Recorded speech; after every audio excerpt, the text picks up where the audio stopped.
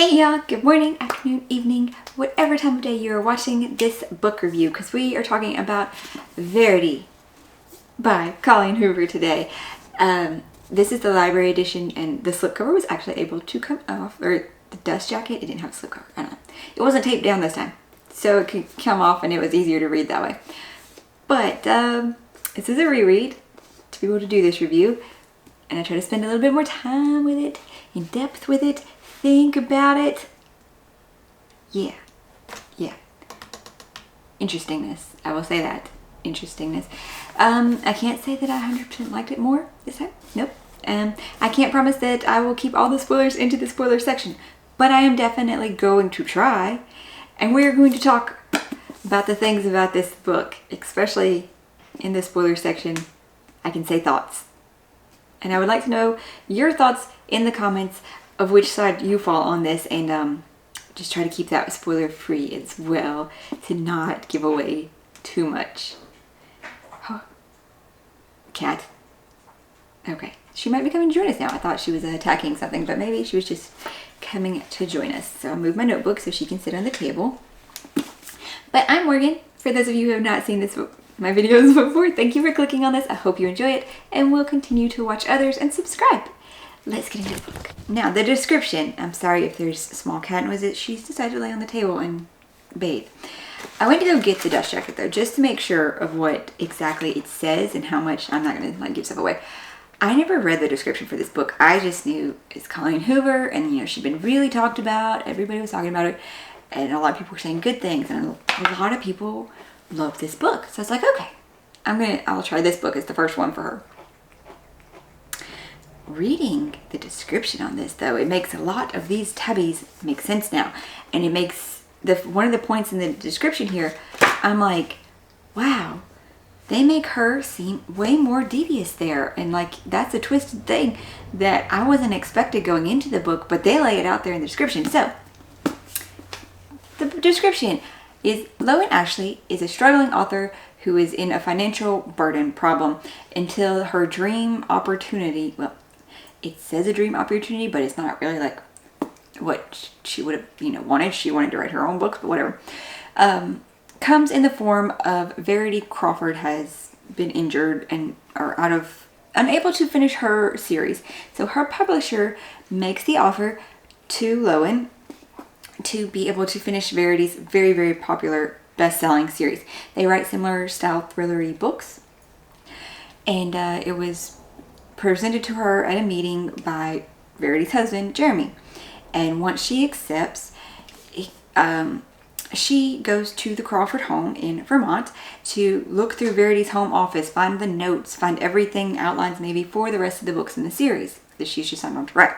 And what she finds though, instead of outlines for the next books in the series, is an autobiography manuscript. And it is dark, and it is twisted and devious.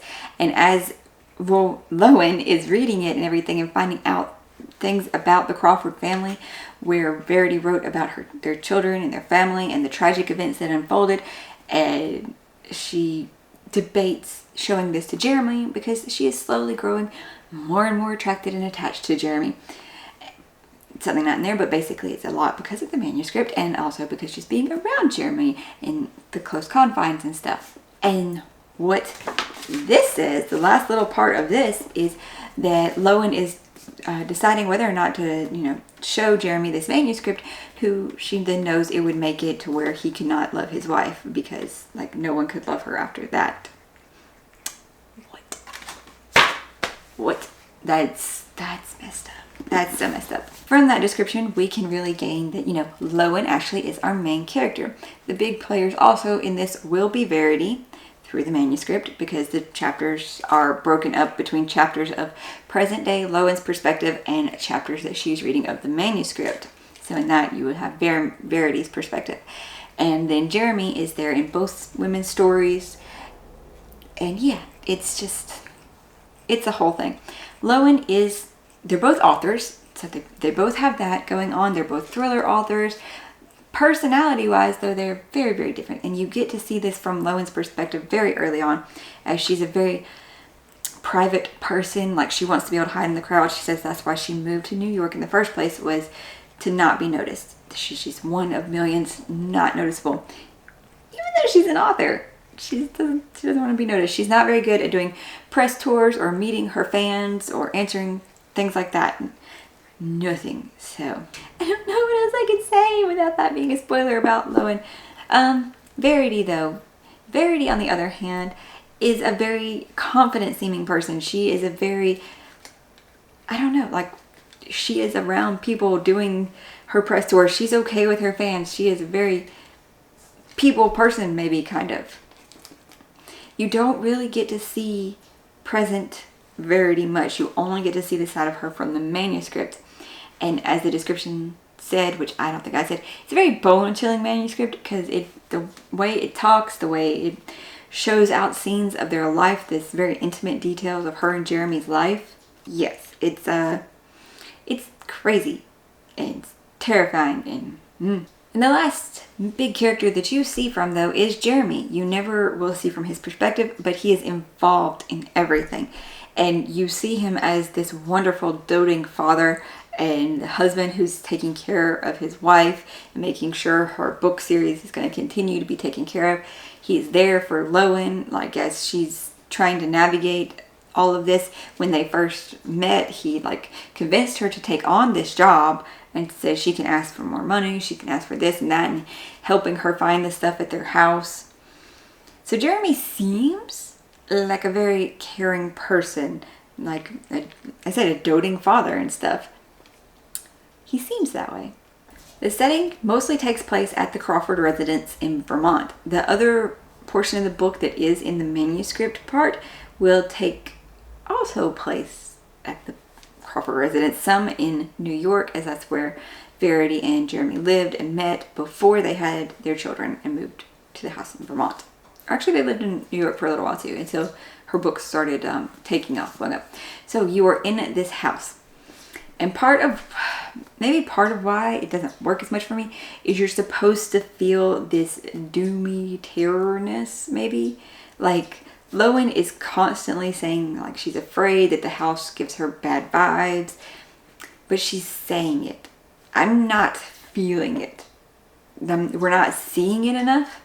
There are small instances, but you're not seeing it. I don't want to ruin people's opinion of this book, or I don't want to take you away to where you think it's not going to work. Because maybe it'll work for you. But for me, no. I didn't feel that the house was creepy. The house didn't seem to have this setting like that. Most of the book seems to take place at night because Lowen's mostly working at night and sleeping through the day and everything.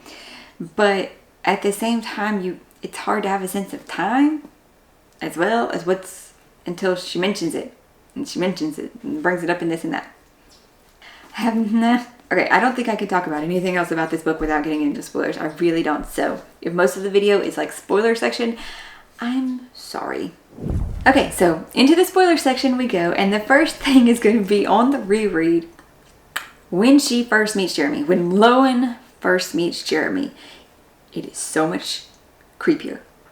So much creepier because I already knew that he really did know her.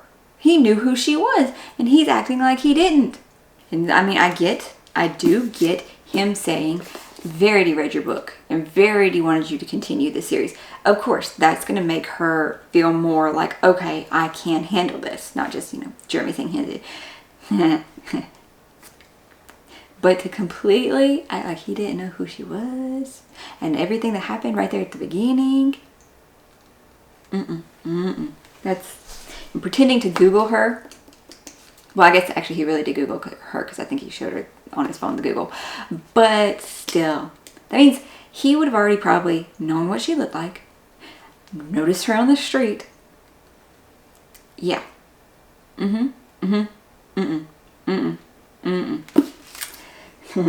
So, red flag number 1.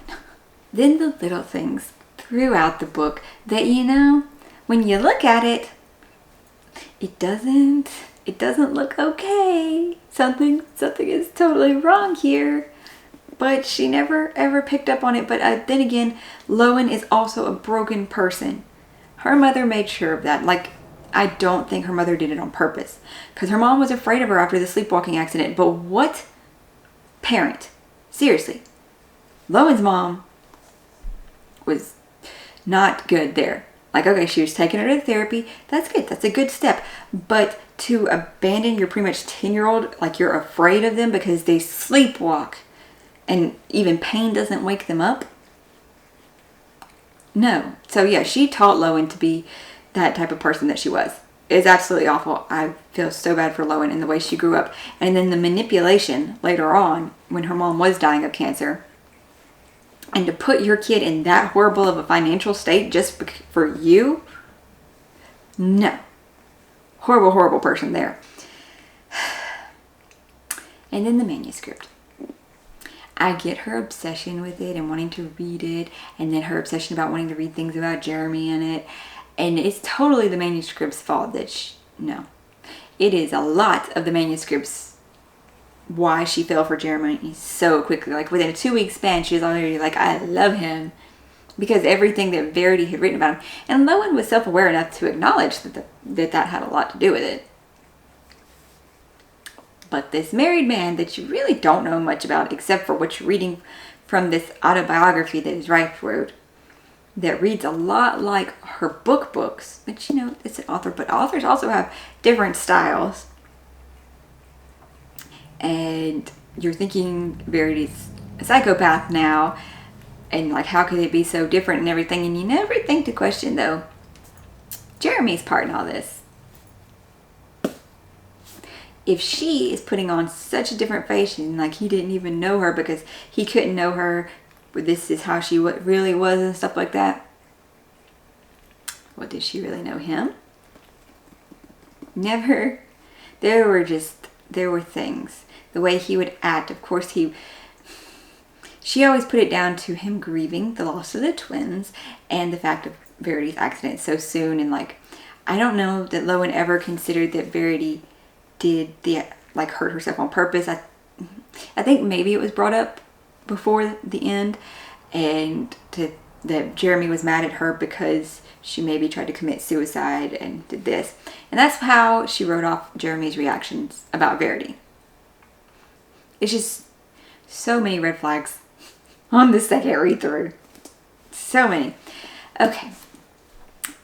And what I really want to know is how many people are team manuscript versus team letter. Like in this edition, it's got a entry forward something by Colleen Hoover as she's thanking the fans who made this book such a success. She said she was so afraid of like writing this one where it's so different from how her other books have been, but how everybody loved it. And like that's what she said, that so many people will post that their team manuscript, or so many people will post that their team letter. Personally, I'm going to say I'm team letter because of all the red flags of Jeremy through everything. And Lowen never questioned. Did she believe Verity about the car crash, about it being Jeremy that caused the car crash? And this edition too, this whatever collector's edition, it has an epilogue where it may be, I don't know if it's meant to help you decide or if it's meant to even make you question more, but it totally pushes me more team letter. It definitely shows how much more broken Lowen is too. I don't like the epilogue though for what it does to Crew and how it pushes Crew in a direction like I don't like the epilogue, not one bit. I don't know if I should mention the epilogue though. It really, really does, I feel like, point more of a light into which side Colleen Hoover is on. Like with the original ending, she leaves it to where maybe she's not even gonna pick a truth of which side is the truth, manuscript or letter. But with the epilogue, I'm feeling it's more letter, and she's trying to say more letter too. And if you get the chance to read the epilogue, yeah, do that. Even though I did not like it, because I did not like the way it painted the 6-year-old. I mean, that was not necessary. You can have completely crazy parents and come out okay, especially if you're in therapy from the time you're 6. you'll probably be okay. Okay, I'm gonna stop now.